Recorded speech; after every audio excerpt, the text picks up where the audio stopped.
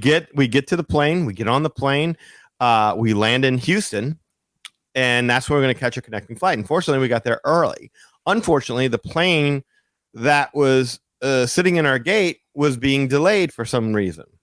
So we sat on tarmac, and then we watched as our time to catch a connecting flight went from 40 minutes to 30 minutes to 20 minutes to 15 minutes.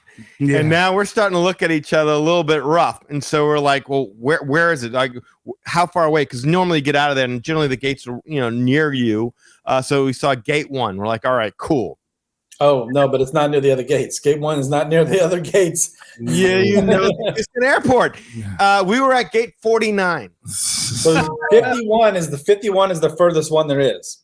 So you were almost to the very end of the terminal, and then you had to go out of that terminal and then go around to the other terminal, which it's still not a big airport, but it was a good. If you don't have time. That's close. Basically, there was a point where we were running, and trust me, Usain Bolt couldn't have covered that distance any faster than what we did. And they actually tell you, like, you're 6 minutes away from them. We were like calculating. It's like, basically, long story short, we get there, we get on. And it turns out, since Southwest had canceled that flight, just about everybody that was on that flight must have had tickets on that other flight to California. So they ended up holding up the plane to wait for all those people to get on. So we ran for nothing, and we're out of breath. But, I mean, we sat there in the plane again. And so now we're not getting into Los Angeles until 6 o'clock. Pretty much. Yes. So that's when we landed in Los Angeles, somewhere around 6. I want to say maybe a little bit earlier than that. Maybe I'm a little bit wrong on that. I can't remember exactly. Time shift. Yeah. It was still light. But we land in Los Angeles, and we're happy to be there. And fortunately, because they delayed everything, we had our luggage with us as well. We grabbed our luggage, and we took the long trek to the car pickup drop-off point where they do the Ubers and the Lyfts and the taxi cabs. And we get there, and the kids are just anxious and raring to go. And we're looking around, and then it's like, okay, well, let's order an Uber. And they're like, but there's a taxi cabs right here. Why don't we just get in the taxi cab? Whole line of them. And I'm like, I don't know. Well, I'm thinking about it. Their middle child jumps into the taxi cab closest to us that was wide open. So at that point in time, I'm like, well, I guess we're just getting into the taxi cab. We're committed at this point. So, okay, fine. Let's just take the taxi cab and go. We've already losing enough time. We have dinner reservations we're going to be late for. That we never thought in a million years we would have been late for because of how carefully we booked this thing. But okay, cool. We hop into the taxi cab. We start driving over there. You should have told your cousin it would have been cheaper to do Uber, and he would have jumped on it.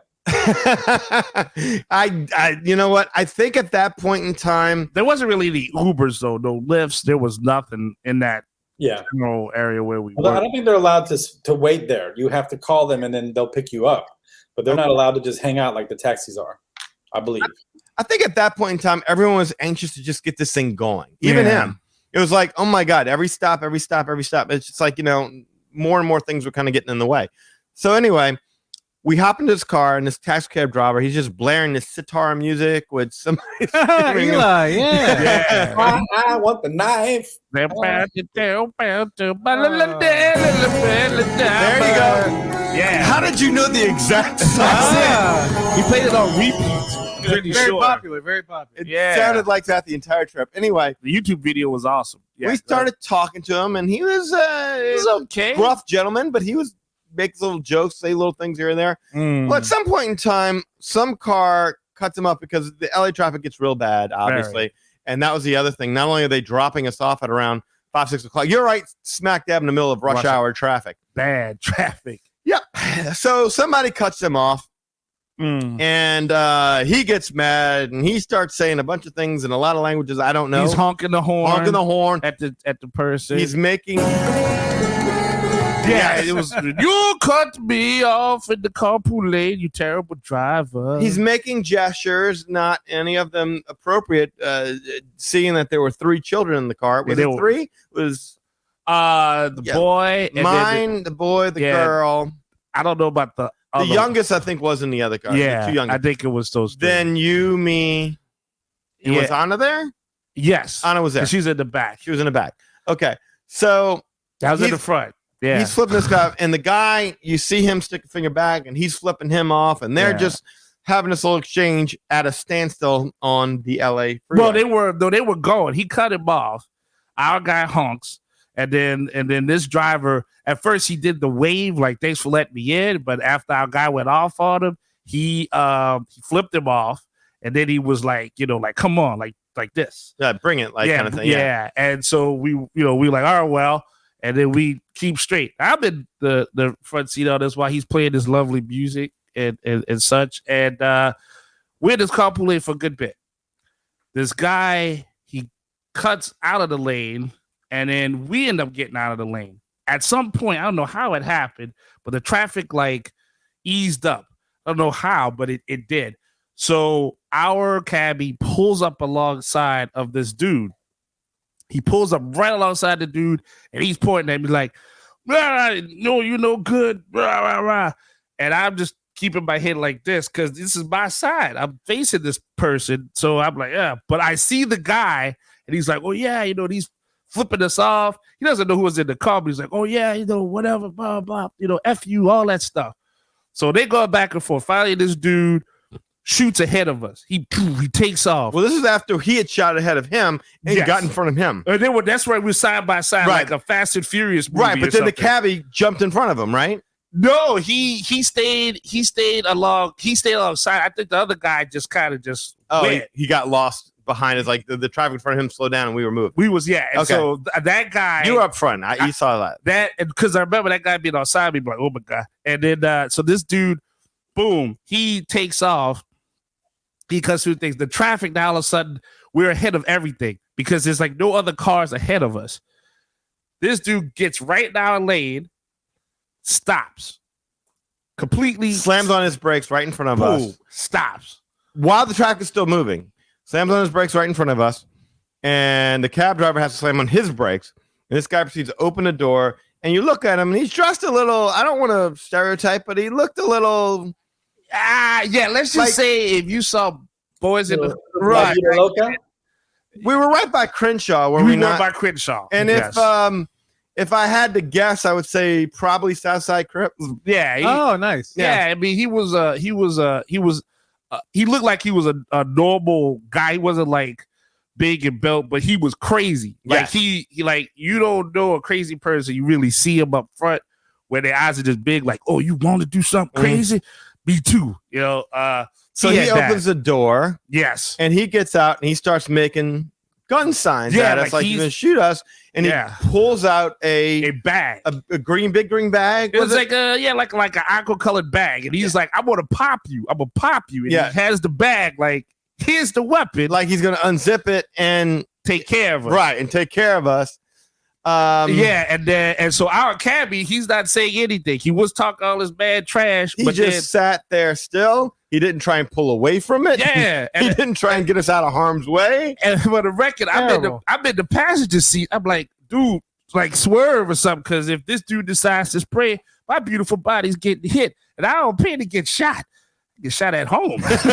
Serpentine. I was like, oh man. So the guy's like, don't do it again or whatever. Then he gets back in his car and like peels out while yelling every obscenity in the world at us. Yeah. And then what was he driving? Like a Toyota Corolla or something? No, it was like an old broken down Saturn or something. Yeah, it was a small black car. And the irony is it had Princess on it.